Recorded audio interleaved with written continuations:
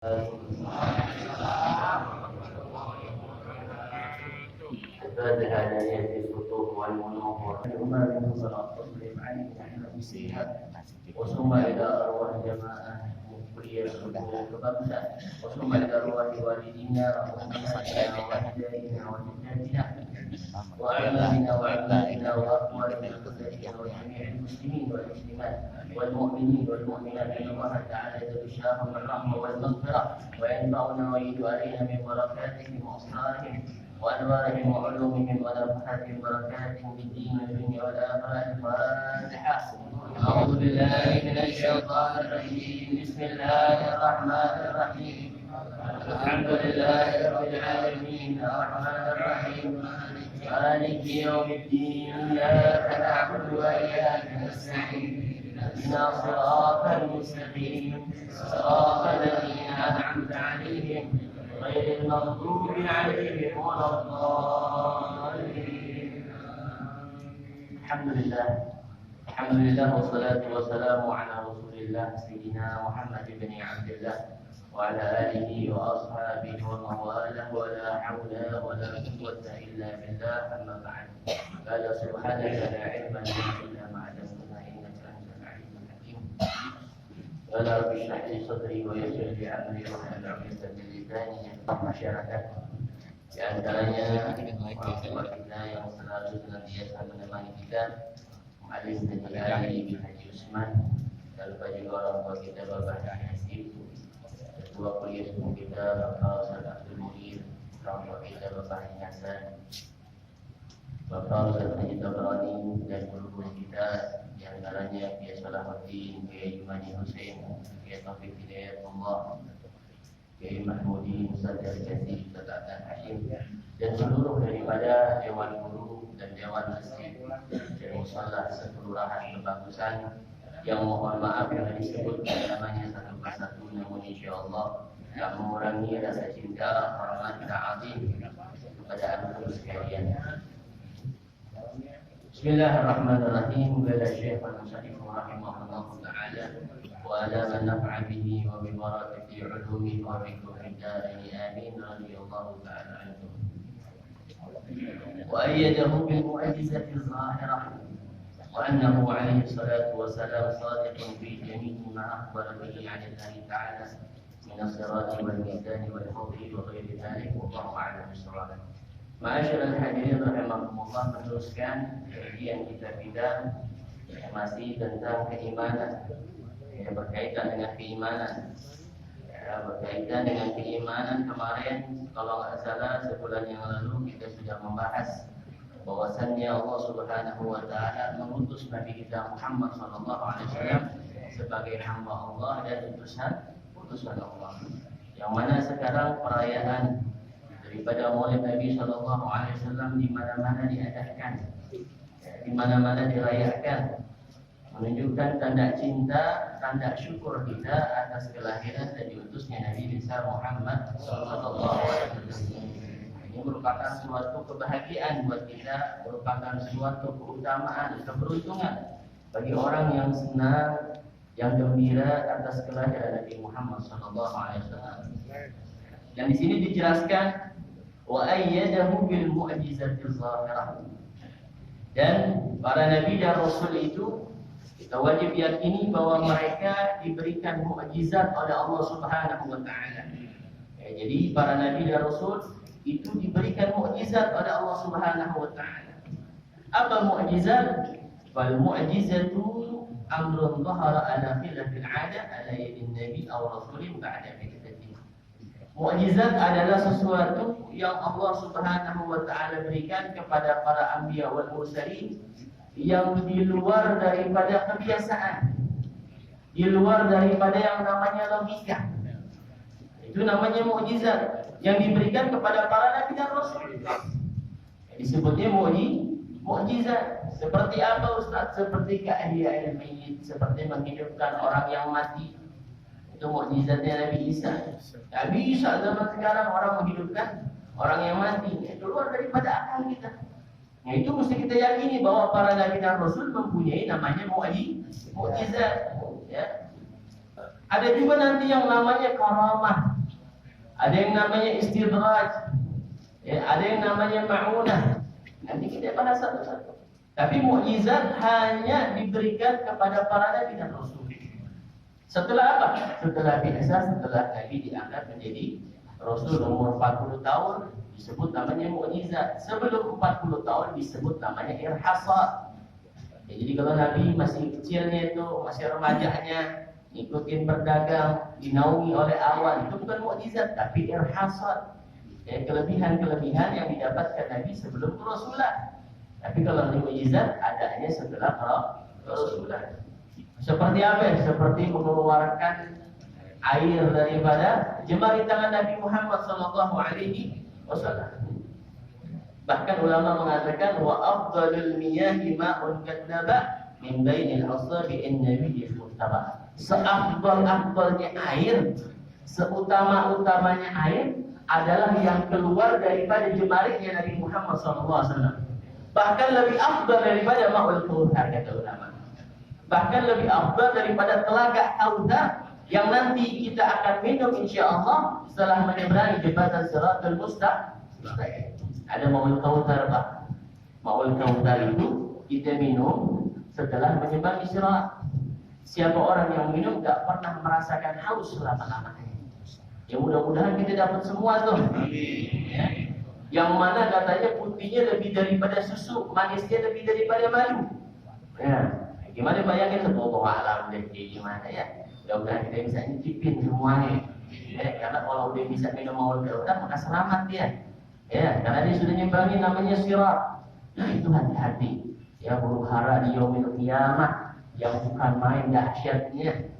Ya, bahkan para nabi dan rasul semuanya pada nyerah nafsi-nafsi, dia bilang. Masing-masing. Ya, Nabi Musa, Nabi Ibrahim, ulul azmi yang terkenal jenderal-jenderalnya para nabi, Pak, 5 itu. Ketika Allah sidang, semuanya pada takut sama Allah. Umat-umat berbondong kepada Abul Bashar, Nabi Muhammad SAW, Nabi Adam alaihissalam. Tapi dia bilang, "Ghadabal yawm ghadban la yaghdab mithlahu wa la ba'dahu." Qablahu wa la ba'dahu. Kata Nabi Adam, Allah sekarang murka, yang kemurkaannya nggak pernah terjadi sebelum dan sesudahnya. Bisa kebayangkan? Kemurkaan Allah pada hari itu, marahnya Allah, dahsyatnya Allah nggak pernah terjadi sebelum dan sesudahnya. Oh, dibayangkan gimana kalau Allah tunjukkan sikap kafirnya, Allah tunjukkan kehebatannya, Allah tunjukkan kewibawaannya semua saat itu pada nunduk dan takut. Bahkan ulul azmi aja pada takut sama Allah Subhanahu wa taala dengan kewibawaannya para nabi, para rasul. Nah, gimana itu di posisi kita pada saat itu? Di bulan Maulid ini kita renungin posisi kita di mana saat itu? Apakah bisa kita bertemu dengan Nabi Muhammad sallallahu alaihi wasallam? Apakah bisa kita berada di bawah bendera Nabi Muhammad? Ya. Wah, ini sesuai dengan amal ibadah kita masing-masing. Tapi insya Allah yakin kuliah subuh kebagusan ini bukan kuliah subuh kaleng-kalengan. Ya, kenapa? Karena didirikan sudah 30 tahun lebih. Yang mendirikan bukan orang sembarangan, yaitu Habib Ali bin Abdurrahman As-Segaf.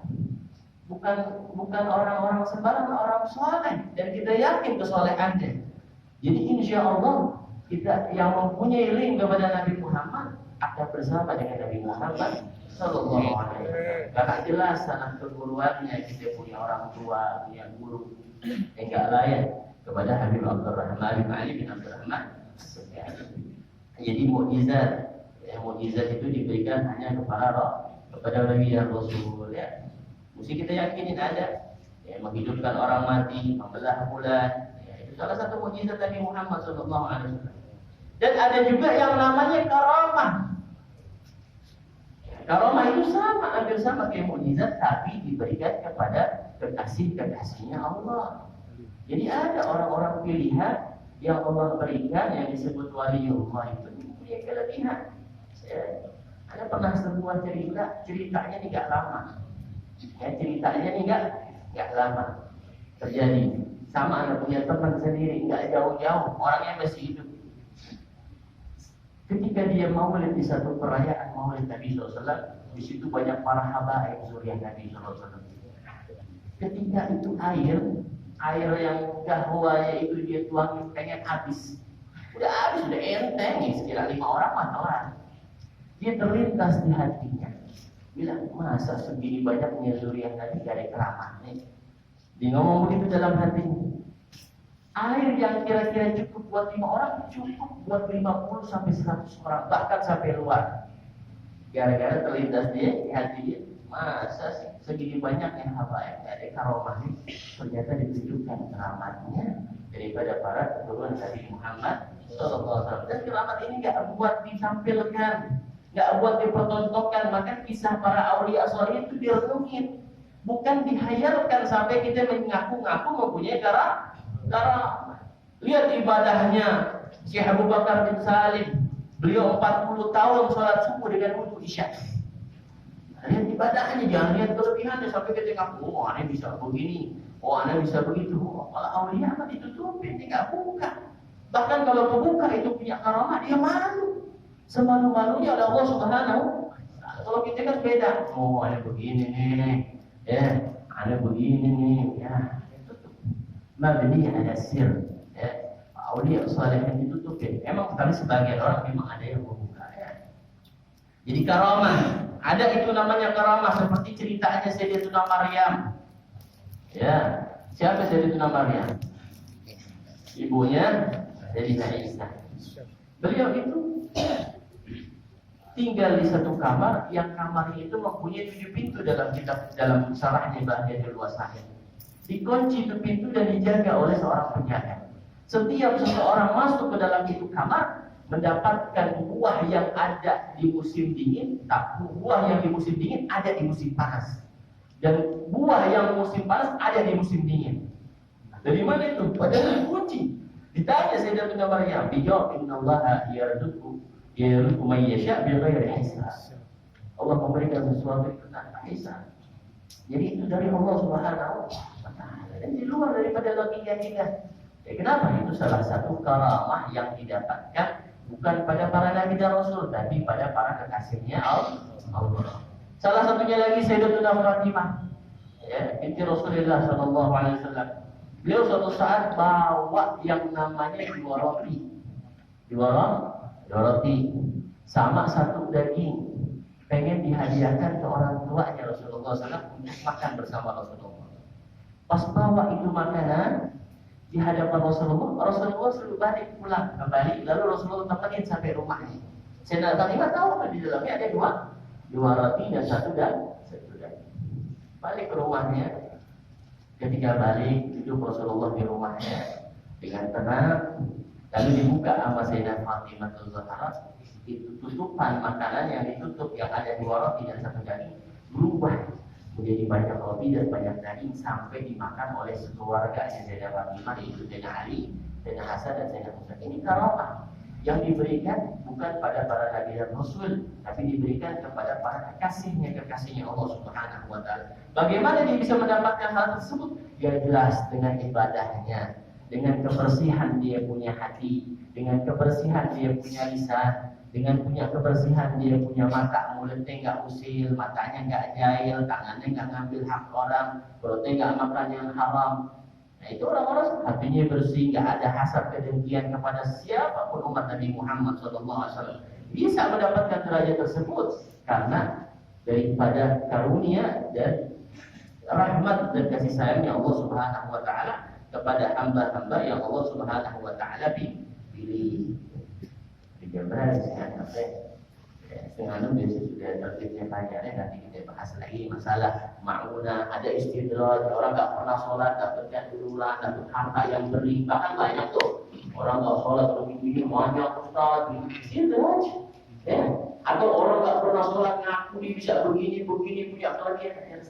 Mungkin kalau orang nggak sholat boleh istidraj, ya. Jadi kita jangan gampang percaya, anak muda kadang-kadang gampang percaya. Bisa lihat begini, gitu banget, ya, padahal nggak sholat, ya, PH udah, ya. Jadi kalau orang nggak sholat, ngaku punya kelebihan, PH, orang PH bukan kalau mau kan, ini mesti dipahami anak muda kadang-kadang, ya, ikutin aliran sana, sholat, katanya sholat cuma 2 waktu, dari mana dia belajar di sholat 2 waktu, ya, dirapel, macam-macam aliran. Makanya kita kadang-kadang siang, anak muda itu nggak ada wadah yang sangat kuat untuk mewadahi mereka. Padahal 20 tahun, 30 tahun ke depan, siapa yang meneruskan masjid kita? Siapa yang meneruskan musola kita? Nah, kita yang tua-tua rangkul kita punya anak muda agar bisa meneruskan apa yang diperjuangkan oleh kita dan orang-orang tua kita terdahulu. Ya, kurang lebihnya mohon maaf. Assalamualaikum warahmatullahi wabarakatuh.